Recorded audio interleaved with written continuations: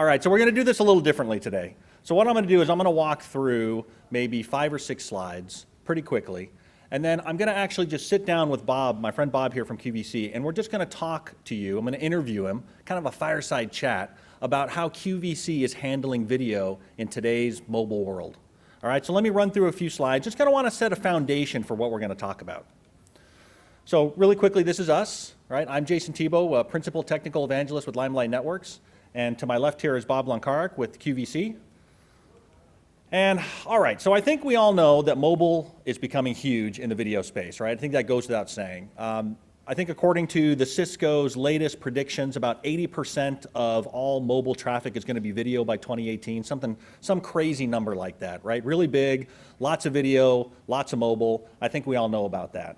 But that presents challenges today, right? Delivering video to mobile is not an easy thing to do. And so I've identified 3 challenges that I kind of want to set the stage for my discussion with Bob.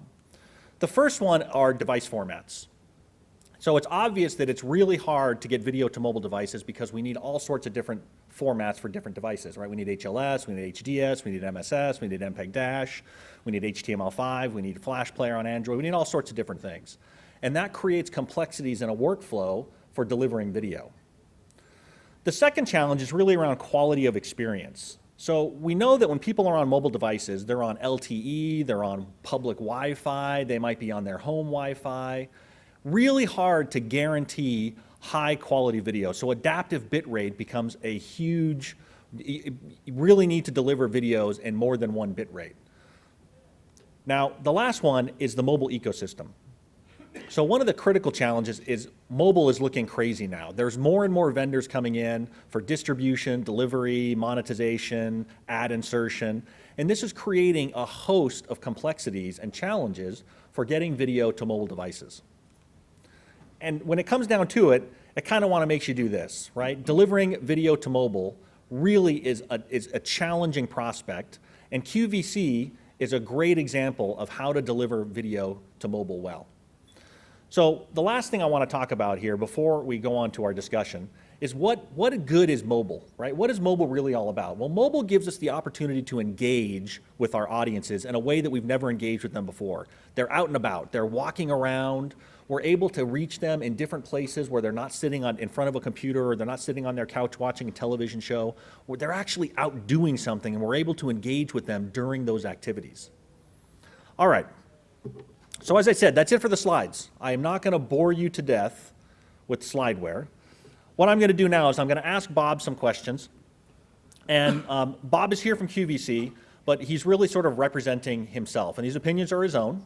So obviously he's with QVC, so he's going to talk about his experiences with them. But the opinions he's going to express are really, the expressions of the opinions of Bob. Does that work for you? Thank you. The department appreciates it, I'm sure. Fantastic. All right, so first. Is it turned on? No, that would probably be helpful. Aha. There you go. ON mode. Woohoo! Now he's mic'd. All right. So Bob, can you talk a little bit about the role that video plays in the business of QVC? So QVC going back, QVC has been around since the late 90s, early 90s. And I started off there in 91. QVC started off as a broadcast network. And then we were kind of an early player in the electronic, the online retailing realm as well. So it was kind of natural that we would move from broadcast into online video also. Originally we were just streaming the live show and then ramped up from there to clipping parts of the live show and attaching them to product detail online, so that most of the products you go to online will have an actual online video from our live show. And from there, we've expanded out to add on what we call value-added or bonus videos. So there might be videos on there about how to use something once you get it home, how to clean it, how to assemble it. And from there, we've even moved into the realm of automating some of those how-to videos so that if you order a vacuum and it requires assembly, a few days before it shows up at your house, you should get an email that has the video embedded in it that just shows you how to do it. So it helps to obviously create a better customer experience, because once you get something home, you know how to use it, and it helps to cut down on return rates. If somebody knows how to use something and how to assemble it properly, they don't get frustrated and they don't send it back. So thinking about that a little bit, how then does mobile play into it? When you've got lots of users now who are out and about and they've got, I notice you have an Apple Watch on your wrist, sort of, how do you have to deal with video differently in that kind of world? So we're seeing definitely a shift from desktop usage, and of course desktop usage is still there, but we're seeing a big shift toward mobile. So it just helps with the mobile experience to be able to look at a video on mobile, and people at home watch TV with their phone, they watch TV with their tablet. So it's just another avenue for people to experience the show, and for us to engage with people even while they're doing something else. Very interesting. And speaking of the Apple Watch, we do have an app. So you do have an app for the Apple Watch. Yep.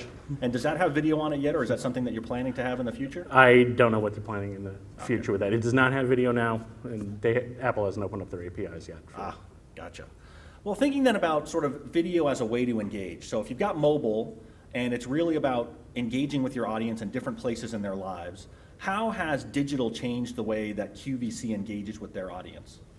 It's a more intimate experience.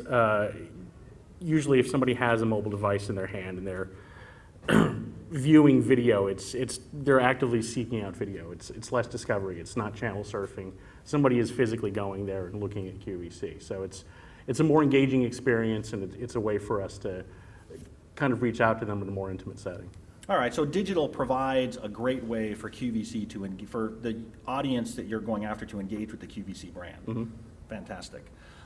Thinking then a little bit about sort of how you're doing things, can you describe your video production workflow? Sort of how do you get your video from, to your audience, especially when they're not in front of their TV? So we have a massive media asset management system, and there are actually a couple different ways that we get video from point A to point B. We use kind of a hybrid between automated processes and manual processes. So most of our on-air content goes through an automatic process where we clip the live show and move it out to Limelight with some metadata. Everything else goes through me manually. So it's pulling it from the media asset management system, moving it out to Limelight, and then tagging and applying metadata from there. How has mobile changed that workflow? One of the nice things is when I first took over this position, we started looking into mobile immediately. I mean, it was right about the time the iPad came out. We all saw the writing on the wall that Flash was dead. So the nice thing is mobile hasn't changed my workflow because we were kind of set up for it ahead of time. We took the time to make sure we were doing this right, and we had a workflow that we could grow into for mobile. So thinking about then going from broadcast video, what do you have to do to get that signal from the broadcast that you're already delivering to the television to the mobile? Is it very complicated? What's the process that you go through to get there? Well, live goes through hardware encoding and then shipped out to Limelight for mirroring and distribution. Everything else goes through, again, our media asset management system that uses one system to cut down the live cells, clip them, and move them out to Limelight, and then everything else. Our production team will do sometimes different content for on-air and online. Those go into media asset management, and then I pull them from there. What kind of challenges do you foresee in the future? I mean, what are you guys looking out ahead to do in terms of mobile and video? Do you see new devices as being really challenging, or new formats, or new ways of engagement? What's challenging for QVC in the future? I think in the future, it's just trying to stay ahead of new mobile formats and new formats in general. I mean, we're starting to look at the future, and if HVAC is going to take over, or what form ultra high definition is going to take, and how we're going to move into that realm. Set-top boxes, always looking at different OTT opportunities. Does QVC have a lot of OTT channels today? We don't. Okay, so that's something that may be in the future, that's something that you're branching into. Okay. And then sort of the last question I really have for you is thinking about how people engage with QVC today and how they engage through mobile devices. How do you see, I mean, the Apple Watch again keeps grabbing my attention. How do you see mobile engagement changing in the future that is something that QVC will want to try to address? It's just growing, and mobile engagement is growing by leaps and bounds. So it's something that we're going to want to keep pursuing. And as more devices come out, and I would love to be able to see us put video on the watch. I'd love to be able to see people pull up some short clips and watch them on the watch and order right from there. So can you order today from your QVC application? It's kind of a hybrid experience. So you can pull up and see what product is on the air right now. Actually, it's the app right there. And then you can actually tap to order it, and it transfers you over to the phone for the rest of the experience. Oh, very cool, very cool. All right, do you have anything you wanted to add about sort of the way QVC is handling video today, or anything that you see as really exciting and important, that's something that QVC is doing today with regards to video? Yeah, I mean, obviously I can't get into too much of the secret sauce or what we're moving into, but I can say that data is important to us, and being able to look at the experience people are having online and kind of look at how long people are looking at videos and how they're interacting with them. That's important, and it helps us to kind of look at what we're doing next. How much data do you have access to today? That's a really great question that I hadn't really thought about. In terms of mobile and engagement and video, data has got to be critical, right? You have to know how you're going to go and find that audience and express that engagement and drive that interaction. How much data do you guys get access to today? I mean, right now, most of what I pull from Limelight is view counts.